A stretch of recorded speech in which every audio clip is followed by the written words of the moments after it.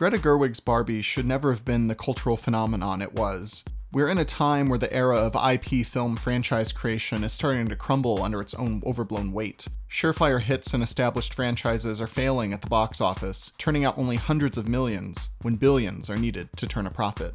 My best guess to the success of Barbie is the auteur-driven minds of Greta Gerwig and Noah Baumbach, two of our most creative and thoughtful writers currently working. Back in 2020, I was certain we would be getting a power couple taking both screenwriting Oscars that year. They're the perfect duo, with their propulsive wry humor and love for their characters, to create the most unique adaptation of a toy brand possible. The bar was never set high, but these two have raised it so far, there will now always be a subconscious issue people will have that could halt any long-term future projects, once the negative reviews and box office failure of whatever these studios will release next hits their accounting books. Could this be the film to destroy the Hollywood machine, irreversibly setting audiences' expectations too high for Hollywood to be able to shuffle out the same bland gruel they've been feeding the masses for the last couple decades? Probably not, but you never know. We're entering uncharted territory in Hollywood.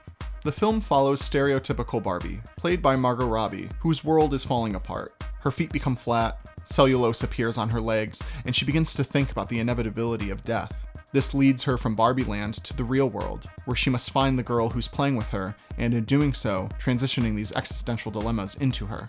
All performances are wonderful. Each Barbie is given moments to shine. Ryan Gosling is a standout. He has always been a good comedic actor, and this film is where he gets to be his most silly and fun.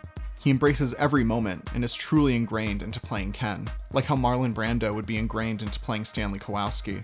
The film is simple and easy to digest. So easy and simple that the messaging in the film can come off somewhat blunt. But this is a movie for all ages. The way the film's messages are delivered vary to accommodate all age groups, and typically the older the character, the more complex the dialogue gets. I wouldn't expect teens to associate with America Ferrera's character as much as with her daughter, and I found the daughter's fascist speech to be funnier than anything to be taken seriously, like any reasonable adult would. Whenever the film does try to make a statement, it is done in a way where you're entertained by what the characters are saying, and it keeps the film's momentum going. The issues our main characters go through are universal for older audience members, but are still able to connect with younger viewers who will no doubt find these ideas helpful as they grow.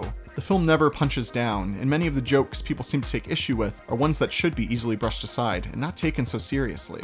So what if Greta wants to make a statement about womanhood? It's her film. She can say whatever the hell she wants. The film is beautifully shot by the wonderful DP Rodrigo Prieto, who utilizes highlights in lieu of shadows more common in his Scorsese collaborations.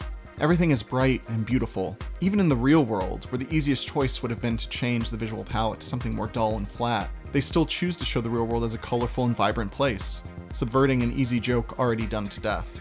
The biggest achievement is in the film's set design. The real studio sets of Barbie World are an absolute joy to look at. The pink is luscious without ever being too overwhelming, and little touches like Barbie's car being just a slight bit too small for her, in the same way that the toy car would be too small for the doll, are the cherry on top. If I have any negative thoughts on Barbie, it would be one scene near the end where Margot Robbie has an emotional moment where she exclaims that she doesn't feel pretty. The moment is then cut in by Helen Mirren's narrator, saying that the producers shouldn't use someone like Margot Robbie for this scene to be effective. I found myself quite emotional during this scene and was disappointed by the narrator's interjection. For a film whose main goal is to showcase the complexities of women, it seemed appropriate to show that even the most beautiful woman in the world can have feelings of self-doubt and a negative self-image. And this good message was taken away for a cheap joke.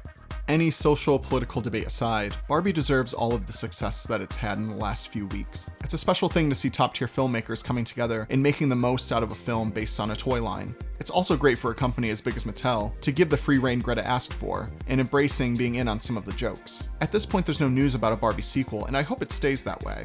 When you have something as good as this, it can be best to just get out while you're ahead.